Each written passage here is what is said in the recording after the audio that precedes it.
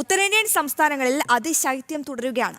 കനത്ത മൂടൽമഞ്ഞിനെ തുടർന്ന് വിമാന സർവീസുകളും ട്രെയിൻ സർവീസുകളും ഒക്കെ വൈകുകയാണ്. ഡൽഹിയിലേക്ക് വരേണ്ടതും ഡൽഹിയിൽ നിന്ന് പുറപ്പെടേണ്ടതുമായ 47 ട്രെയിനുകളാണ് വൈകി ഓടുന്നത്. വിവരങ്ങളുമായി എസ് നന്ദഗോപൻ ചേരുന്നുണ്ട്. നന്ദഗോപൻ, ഈ ഉത്തരേന്ത്യൻ സംസ്ഥാനങ്ങളിലെ അതിശൈത്യം ഈ ആകാശത്ത് മാത്രമല്ല, ഇപ്പോൾ റെയിൽ പാളങ്ങളും പ്രതിസന്ധി സൃഷ്ടിക്കുകയാണോ? എന്താണ് ഏറ്റവും പുതിയ വിവരങ്ങൾ? ഈ കനത്ത മൂടൽമഞ്ഞ് വരും ദിവസങ്ങളിലും തുടരുമെന്നാണോ കാലാവസ്ഥാ വകുപ്പ് നൽകുന്ന വിവരം? നന്ദഗോപൻ.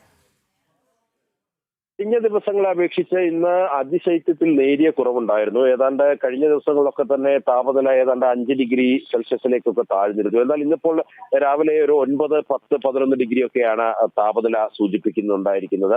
അതേസമയം ഇന്ന് കാര്യമായ വിമാനങ്ങൾ വൈകിയില്ല എന്നുള്ളതാണ് യാഥാർത്ഥ്യം. രാവിലെ പുലർച്ചെ ഏതാണ്ട് 5 മണിയോടുകൂടി ഡൽഹിയിൽ നിന്ന് പുറപ്പെടേണ്ട ചില വിമാന സർവീസുകൾ വൈകിയതൊഴിച്ചാൽ ഇപ്പോൾ നിലവിൽ വ്യോമ ഗതാഗതം സാധാരണ നിലയിലേക്ക് എത്തിയിരിക്കുന്നു. അതേസമയം 47 ട്രെയിനുകൾ വൈകി ഓടുന്നു എന്നുള്ളതാണ് ഇന്ത്യൻ റെയിൽവേ വ്യക്തമാക്കുന്നത്.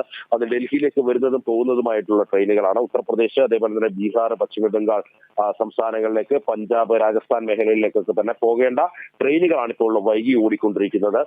അത് വലിയ ഈ ഒരു കാലാവസ്ഥാ വ്യതിയാനത്തിനുണ്ടായ ശക്തമായ ഫോഗാണ് അതിന് കാരണമായി സൂചിപ്പിക്കപ്പെടുന്നത്. അതേസമയം ഈ ഡൽഹിയിൽ ചില വാഹനാപകടങ്ങൾ സംഭവിച്ചിട്ടുണ്ട്. ഡൽഹി ലക്നൗ പാതയിലാണ് അപകടം സംഭവിച്ചിട്ടുള്ളത്. കാഴ്ചപരിധി കുറഞ്ഞതാണ് ഈ അപകടത്തിന് കാരണം ആയേക്കുന്നത്. ഒരാൾക്ക് പരിക്കേറ്റിട്ടുണ്ട്. അതേസമയം കഴിഞ്ഞ ദിവസങ്ങളെ അപേക്ഷിച്ചപ്പോൾ സ്ഥിതി മെച്ചപ്പെട്ടിട്ടുണ്ട്. അതേസമയം വരും ദിവസങ്ങളിലും കാലാവസ്ഥ പ്രതികൂലമായിരിക്കും.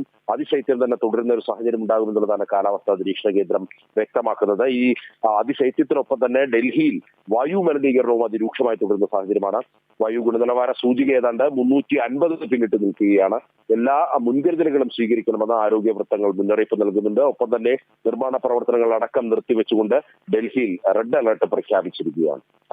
ശരി നന്ദഗോപൻ, കാര്യങ്ങൾ വ്യക്തമാണ്. ഡൽഹിയിൽ റെഡ് അലർട്ടാണ്. ഉത്തരേന്ത്യൻ സംസ്ഥാനങ്ങൾ അതിശൈത്യം ഇങ്ങനെ തുടരുകയാണ്. കനത്ത മൂടൽമഞ്ഞിനെ തുടർന്ന് വിമാന സർവീസുകളെ മാത്രമല്ല ഈ കനത്ത മൂടൽമഞ്ഞ് ബാധിക്കുന്നത്, ഇപ്പോൾ റെയിൽ ഗതാഗതത്തെയും അത് വല്ലാതെ പ്രതിസന്ധിയിലാക്കിയിരിക്കുകയാണ് എന്നാണ് നമ്മുടെ പ്രതിനിധി നന്ദഗോപൻ പങ്കുവച്ച വിവരം. നമുക്ക്